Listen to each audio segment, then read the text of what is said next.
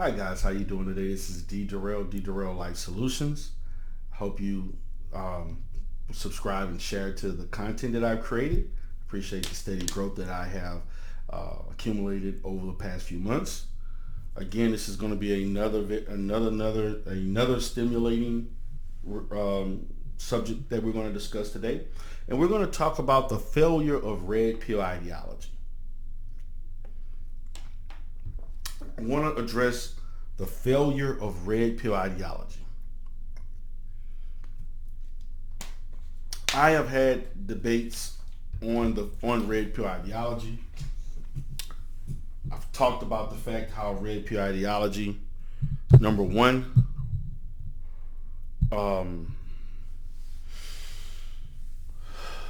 to me has white supremacist attitudes attached to it, and black people who participated in red pill ideology were forced out due to racism and created Black MGTOW, IPMOR, SYSBM, and MANOSPHERE. So its genesis has elements of racism. I've also talked about the fact that in many instances of red pill ideology, there's illogical concepts and mindsets towards black women or women in general based on anecdotal experiences that are not necessarily relatable to the average man. Because the average man or average black man on average does not encounter the severity of failure that many of these men have with women. Excuse me. Also, in red pill ideology, it stems from the fact that these men were once, many of them, were treated badly, hurt, exploited, or taken advantage by females. So the ideology is hyper vigilant in preventing males from interacting with women based on the fear of something negative happening to them. So they're trying to use the you can say theology if you want, but an ideology as a means of protecting and shielding them from female nature, in which they think is innately evil. The problem is that the ideology itself also illustrates that there's a certain level of ineptitude that is concentrated in the lack of masculinity amongst these men. Also in the fact that a lot of these men are not just failures in the relationships that they've had, but also failures in life as it relates to education, as it relates to making positive decisions for themselves, as it relates to their financial situation.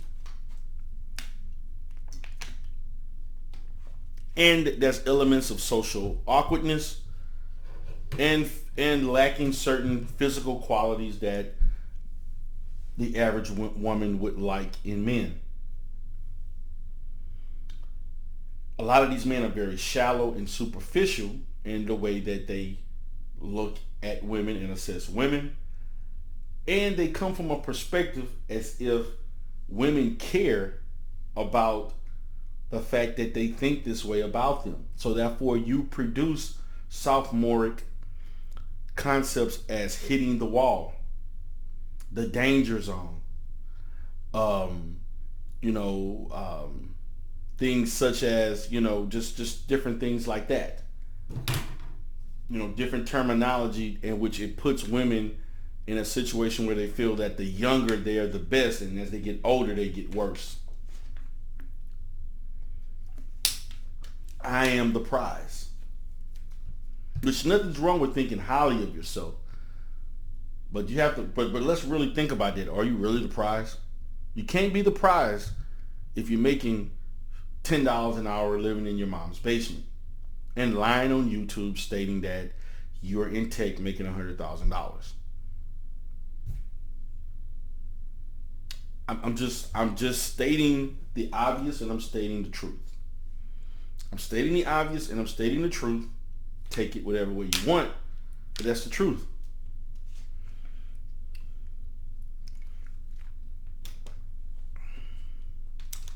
So when they create these types of concepts, and you speak in that in red pill jargon, when you're saying things like ad hominem attacks and things of that sort, and you're gaslighting, things of that, and you're using females are misandrous, you're using terms like that, and there's others I can talk about. You're never addressing yourself. You're only addressing that the opposite sex is the problem. But there's a failure of male accountability that red pill ideology produces that creates a continuum of adverse interaction with females. Also, I find in red pill ideology there's this great need every time that they identify an extreme occurrence of black women behaving in ways that's atypical of most black women. They highlight that to say, wow, look, you see, this is how these women act. These are how black women are. This is how women are. They're delusional. They're overweight. They're masculine. They need to be more feminine. We need to be more submissive. You need to fall in line. You see, what in red pill ideology, when you're seeing people trauma bond with each other over the traumatic experiences and relationships that they had, you're seeing people actually cry out. See, this is how, as a therapist, I would look at this. I look at the way that they cry out. The terminology that they use to cry out is actually reflective of the lack of certain attributes that they have. When a person tells me a black woman is overly masculine, that tells me that they lack masculinity. When they tell me that a black woman is not feminine enough, that lets me know that you're not masculine enough. When you tell me that a black woman is not falling in line, that means that's telling me you're not leading. When you tell me that black women have hit the wall, that tells me that black women just don't find you attractive. You see, there's a reverse of that. Because there's certain things about you that contribute to certain behaviors from women. And also there's certain things about women that also producing reciprocal behaviors that you produce. When you utilize and use dating coaches and image consultants as experts to help you, that lets me know you have a self-esteem problem and you're socially awkward and you have communication issues.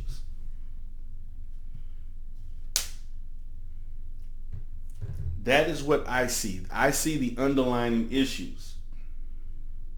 And what red pillers don't like when they interact with me is that I hold them accountable for their own self-related, self-defeating issues and attitudes. Self-defeating behaviors and attitudes. When you have men telling me, well, I just have black women coming up to me and telling me I ain't this and I ain't that. That lets me know there are certain things about you in your interaction with black women that you're continuously told that because of something that you're doing. No black woman that I know of in my life or don't know just looks at a man and tells him you ain't this and you ain't that. Also, the lack of proper vettingness, in which I've noticed that in many red pillers, because they're so thirsty for certain characteristics of black women and women in general, that they'll overlook all behaviors and telltale signs that this woman is not a perfect person for you just because she has a beautiful face, beautiful skin, nice body. Because in red pill communities, the physicality of black women, not necessarily the intelligence and the logic, is valued. They only value the fact that you listen and do as I say. You're feminine, obedient, you're submissive and domesticated, and you have children for me, and you respect me as the leader, and you fall in line. That's nothing about growing together. It's nothing about proper communication, enjoying each other's time. You see, red pillars do not understand the full dynamics of a relationship. They look at it as a control and follow dynamic. That's the dichotomy in the minds of a red pillar. They don't talk about the fact that, is this woman enjoying being with me? Is this woman like to go out and do things with me, converse with me, be a best friend at the same time simultaneously with being my spouse, and so on? Do we have common belief system as it relates to religion, raising children? Because according to red pillars, the woman does not have should not have a mindset of implementing what she knows. You basically follow what he wants. You don't think for yourself. You allow me as the man to think for you, and you fall in line. That's why you see people that say black women are not logical. Women are not logical. Women are irrational, and they're too emotional. There's no research to support that. Women are, on average, more emotional than men. Women also are just as logical as men. They just look at certain things in certain ways as they respond, because they are females, and we are genetically different in certain ways. There are illogical men just like there are illogical women. There are men who are also within a normal range of what we consider emotional for men. They're emotional also. It goes both ways. But on average, women are more emotional than men. Does not exclude men from being emotional. But when you have people who can barely read and write, who think because they read 2 or 3 research articles, they think they have the right to speak on things that they're not formally educated on, and they don't understand the proper word usage when you are communicating with people about these topics. And therefore, they will take words and make them seem, and take information and make it say what it doesn't really say. It's not, the research doesn't say that. It didn't measure that. But this is the failure of red pill ideology. It builds nothing. Do y'all consider a goofy 21 convention the highlight of red pill establishments? YouTube, to get on a channel and gain the support of others writing books that are self-published? You talking about Amazon level published books? I'm supposed to be impressed with books that you can't go to a real publishing house company to be published? You're self-publishing shit on Amazon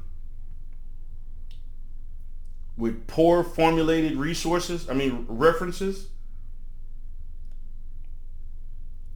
poorly edited, poor grammar written, and I'm supposed to be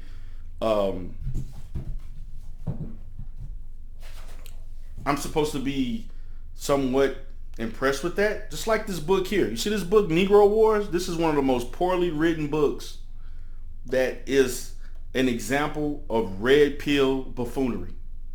This is a guy, Babatunde Amana, who wrote a poorly written book about black American women, and he lives in Britain and only been here 3 times.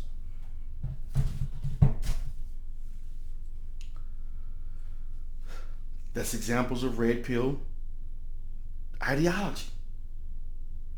So I just wanted to talk about that. Just wanted to give my perspective. Please leave comments in the comment section. Please subscribe and share. This is D. Durrell with D. Durrell Life Solutions. Have a great day.